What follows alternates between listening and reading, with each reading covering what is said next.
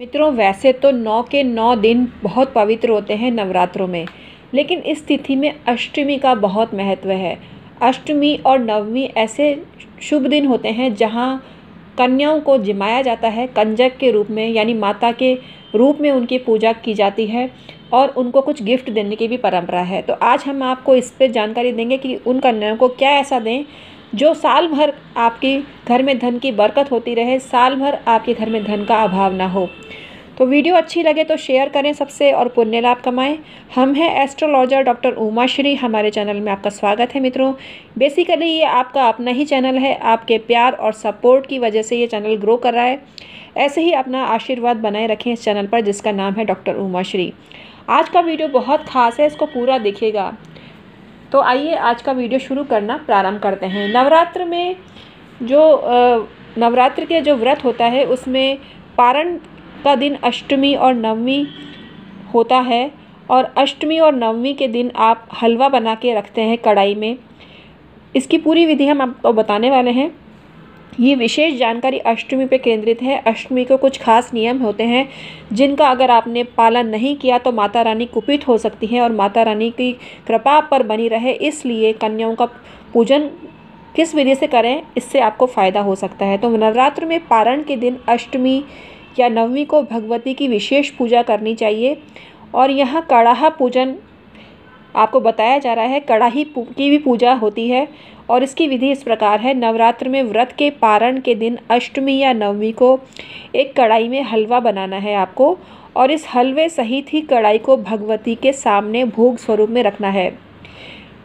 एक जो कढ़ाई आपने ली है उसमें एक चम्मच रखें और उस पर मोली बांधकर ओम अन्नपूर्णाय नमः ये 11 बार बोलते हैं तो आपको ज़बरदस्त फ़ायदा होता है। इस मंत्र से कड़ाही की भी आपकी पूजा करनी चाहिए। आपको कड़ाही की भी पूजा करनी होती है, और कड़ाही की पूजा करने के बाद भगवती को हलवे का प्रसाद लगाएं। भगवती को प्रसाद लगाने के पश्चात अखंड ज्योति की पूजा करें। इसके लिए भगवती के सम्मुख नारियल बधारें, यानी फोड़ें उसको। नारियल को बधारना बोलते हैं, पधारे भी बोलते हैं, कई जगह बधारना, हमारे राजस्थान में बधारना बोलते हैं। और नारियल के छोटे छोटे टुकड़े करके हलवे के प्रसाद के साथ रखें, और जो दीपक की ज्योति है उसमें आप गंध अर्पित करें तो आपको ज़बरदस्त फ़ायदा मिलता है। प्रसाद अर्पित करने के बाद ज्योति को घी से आचमन कराएं और प्रणाम करते हैं तो आपको ज़बरदस्त फ़ायदा मिलता है। ज्योति पूजा के बाद कुमारी पूजा और कुमारिकाओं को, बटुकों को आपको भोजन कराकर भगवती की आरती करनी चाहिए। आरती के पश्चात विसर्जन करना चाहिए।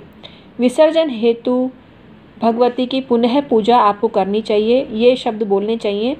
अचिंत्य रूप चरिते सर्व शत्रु विनाशिनी रूपम देहि जयम देहि यशो देहि द्विषो जहि देहि सौभाग्यम आरोग्यम देहि में परमम सुखम द्रुपम देहि जयम देहि यशो देहि द्विषो जहि।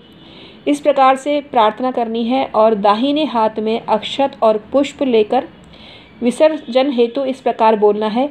गच्छ गच्छ सुरश्रेष्ठ स्वस्थानम परमेश्वरी पूजाराधन काले च पुनरागम नाय च। यह कहकर अक्षत और पुष्प और चारों तरफ छोड़े गए जो पुष्प हैं उनको नमस्कार करके कलश आदि का विसर्जन आपको करना चाहिए। ये तो अष्टमी और नवमी के दिन किए जाने वाले कृत्य हैं, लेकिन छोटी कन्याओं को आपको अष्टमी के दिन क्या देना है जिससे आपके घर में माता रानी की कृपा बनी रहे, माता रानी का आशीर्वाद आपके जीवन में हो, तो इसके बारे में जानकारी दे रहे हैं। जानकारी अच्छी लगे तो सबसे शेयर करना, पुण्य लाभ कमाना, क्योंकि माता रानी की जितनी आप वीडियो वायरल करते हैं तो माता रानी की कृपा उतनी ही आपको मिलती है। कुछ ग्रंथों में 1 वर्ष की कुमारिका का पूजन नहीं बताया है, मतलब 1 वर्ष की कन्या का पूजन आपको नहीं करना होता है, लेकिन कुछ ग्रंथों में हमने देखा है 1 वर्ष की कुमारिका का पूजन, जिसको कुमारिका बोला जाता है।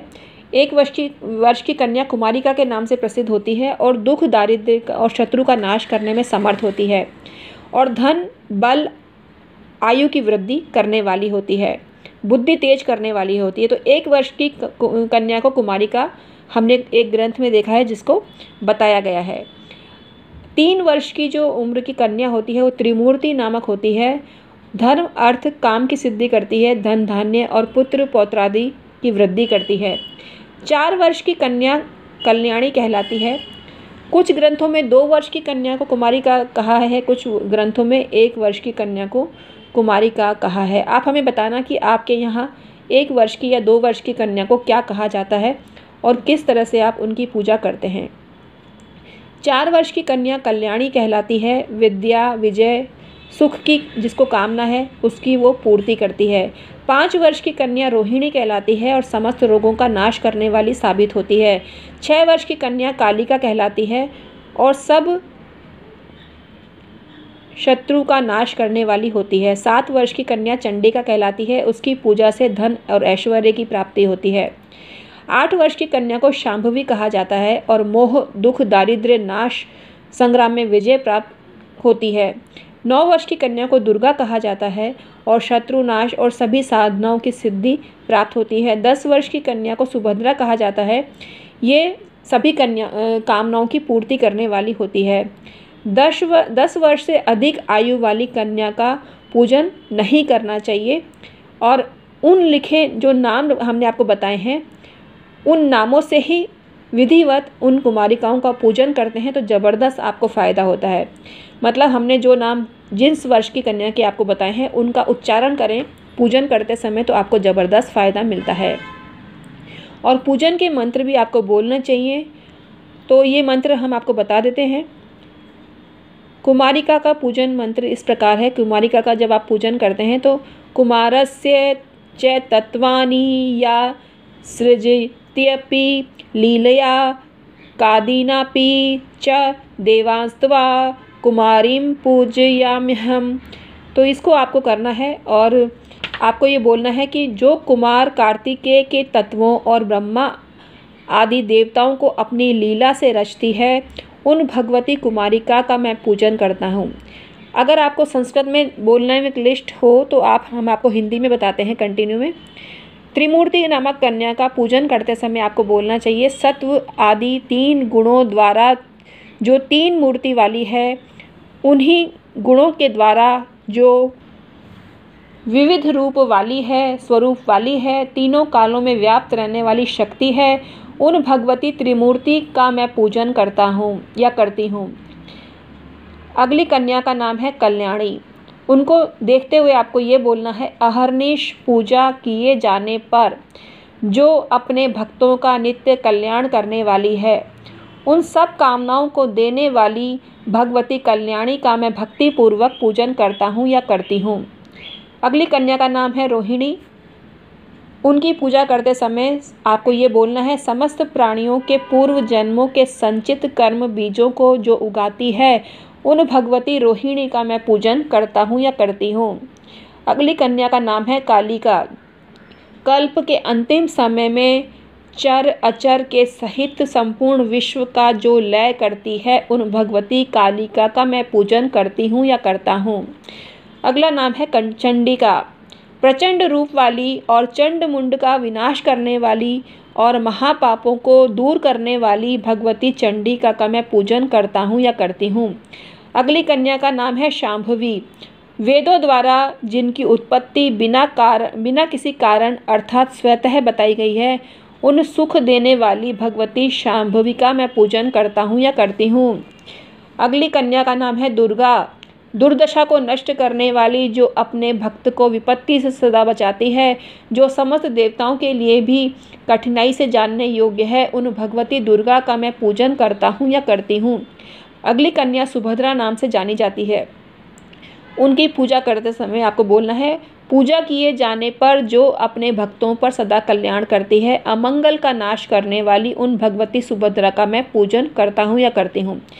इन मंत्रों के उच्चारण कर आपको वस्त्र, आभूषण, पुष्पमालाओं और सुगंध आदि से कन्याओं का सदा भक्तिपूर्वक पूजन करना चाहिए।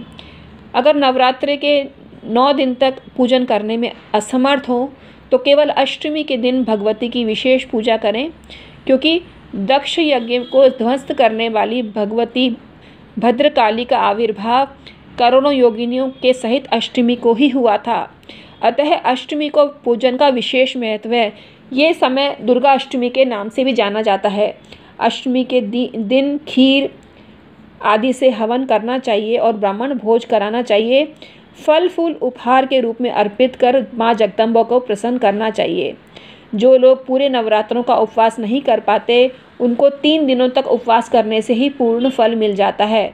ये तिथियां हैं सप्तमी, अष्टमी और नवमी। इनमें आप हवन करते हैं, कुमारी पूजन करते हैं और ब्राह्मणों को भोज कराते हैं। ऐसा करके आपका नवरात्र व्रत संपन्नता की श्रेणी में माना जाता है। तो आज का वीडियो आपको कैसा लगा हमें कमेंट करके अवश्य बताना। आई होप आपको पसंद आया होगा। तो जानकारी अच्छी लगी तो लाइक करें, कमेंट सेक्शन में ओम नमः शिवाय और जय माता दी अवश्य प्रेषित करें। मैं हूँ एस्ट्रोलॉजर डॉक्टर उमाश्री। आज का वीडियो समाप्त करती हूँ, फिर हाजिर होंगी नई वीडियो के साथ में। तब तक के लिए ओम नमः शिवाय, जय माता दी।